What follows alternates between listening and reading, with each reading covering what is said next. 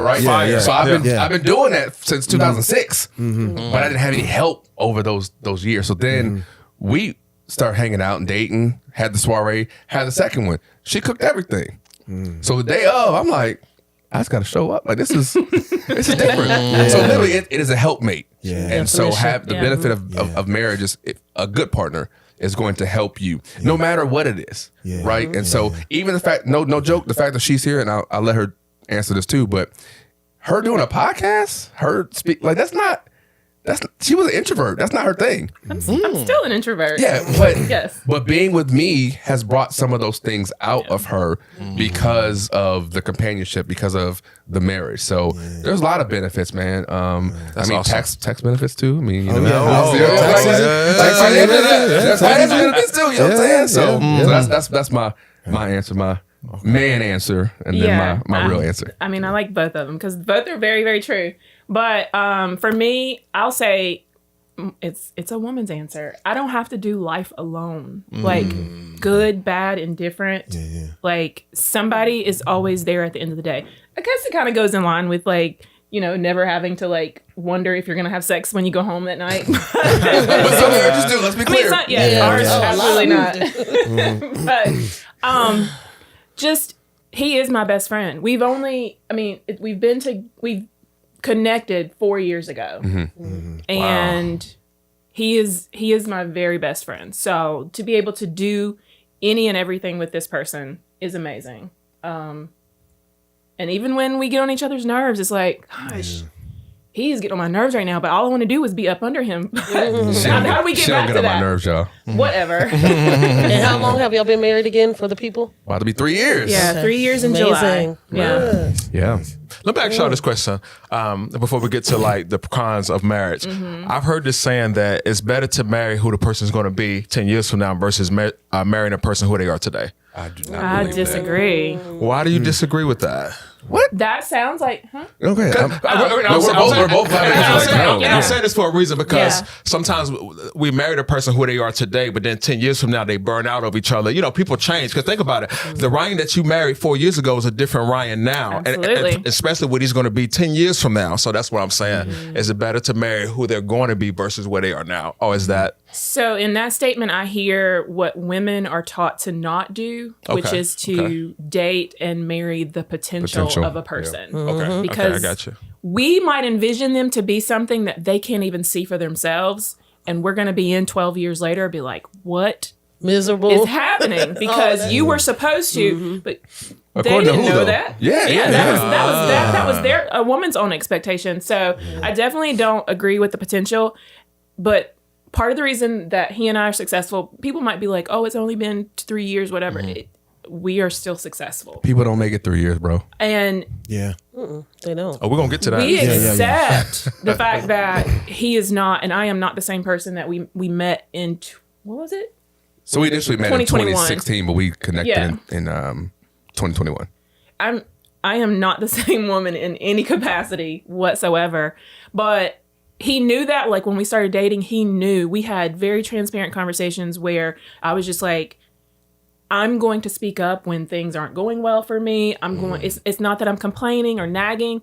I have an expectation and a standard of a way to be treated, etc. And it's your job to either do it or not, and vice versa. He deserves the exact same reciprocity. So we accept. Like I've battled mental health issues, and he's been right there. Has it been easy? Absolutely not. But like I've learned how to communicate. Like I'm not okay today.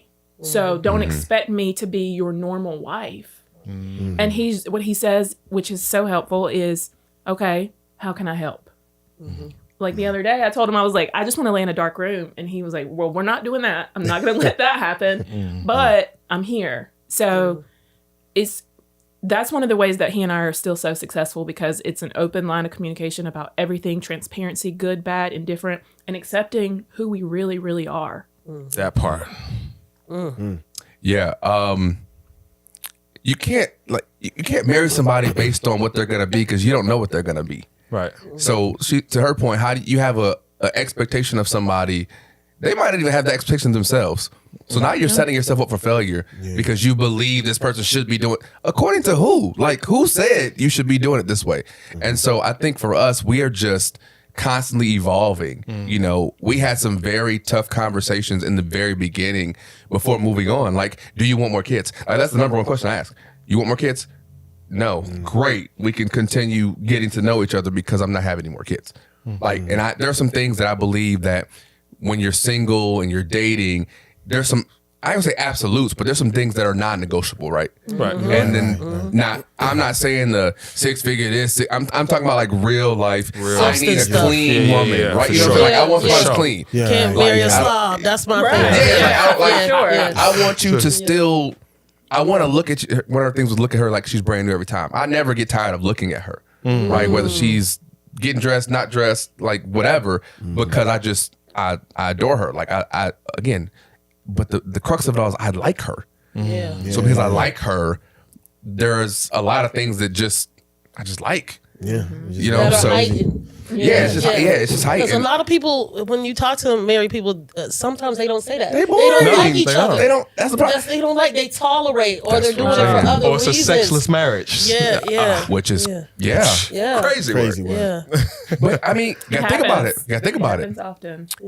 You aren't having. So I'll give a perspective, and we talk about this all the time. From a man's perspective, if your woman is not giving you any, what are you doing to help her be in a space to be open enough and ready enough and not tired to give it up at the end of the night? Right. Like if she went to work today and you went to work today and you came home and you sat on the couch all day and watched TV and watched sports and kicked your feet up and she cooked dinner, she got the kids ready for bed and she ironed and she did nap time and she did homework at 9:30, she ain't got nothing left. Right. That's right.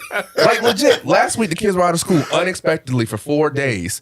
My wife works from home. So they're home all day, every day with her. We got 3 ones, 9, 2 6-year-olds, right? So they're home.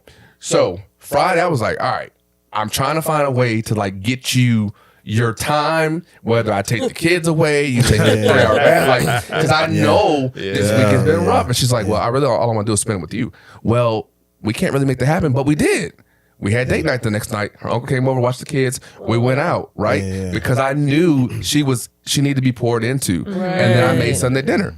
Right? So I'm getting some. You know, like I'm not like because she's not it's an awareness, right? So I think emotional intelligence is probably more important than any other one. We talk about that a lot. Like to recognize the fact that my wife is unexpectedly home with 3 kids. They eating all kind of stuff. They fighting. They got attitudes. Like I'm triggered right now. I'm sorry. I'm stop talking about it. But I say all that to say, if your marriage or your relationship is sexless, see where the workload is, right? How much capacity does that person have to give to you at the end of the night? Because let's be honest, man, and I'm married. You can do nothing to me.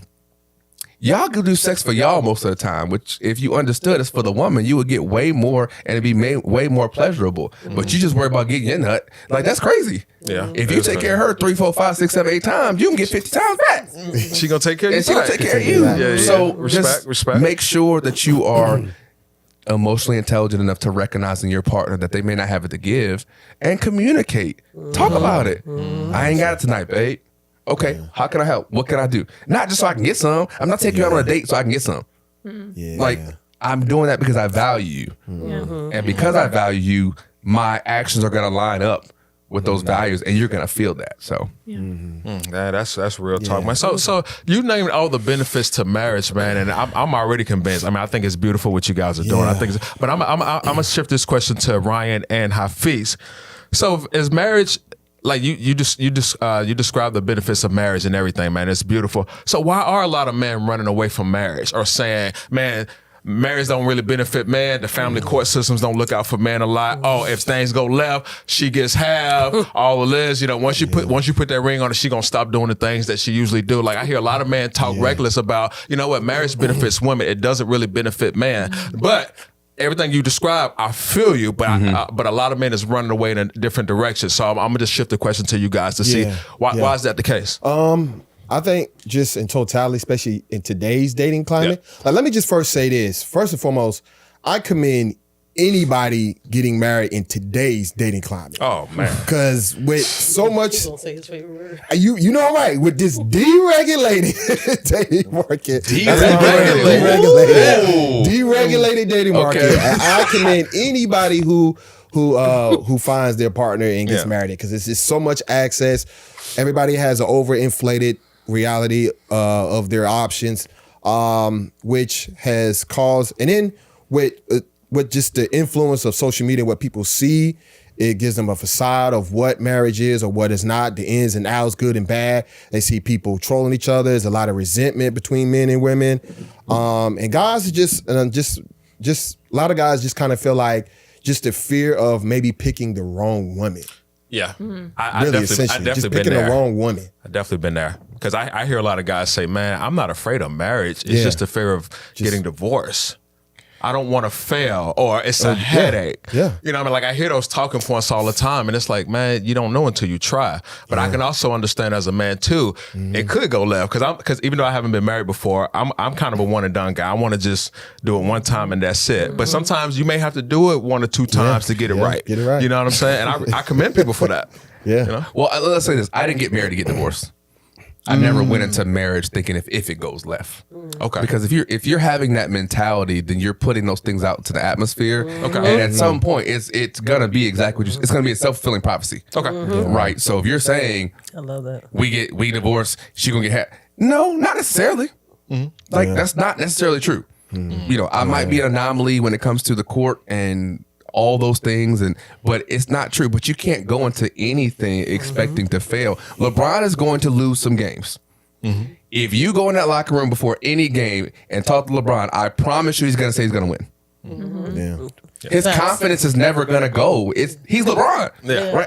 I'm going to go out there and win no matter what. And even if he loses, he's still gonna win, right? So I think having that negative mentality and listening to all the crap on social media from people who are not happy in their marriage or their relationship, or not in these relationship people that don't have no spouse and no girlfriend and no boyfriend, that's crazy to me. Like, how are you teaching me how to be in a relationship and you can't even have one yourself? That's crazy work. But you see it all the time.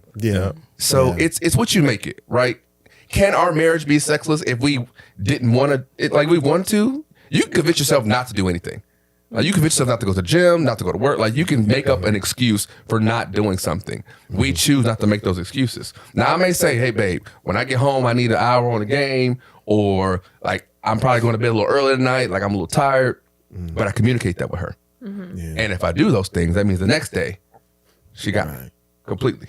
So Kendrick Lamar had a quote in the song. He said, communication save relations.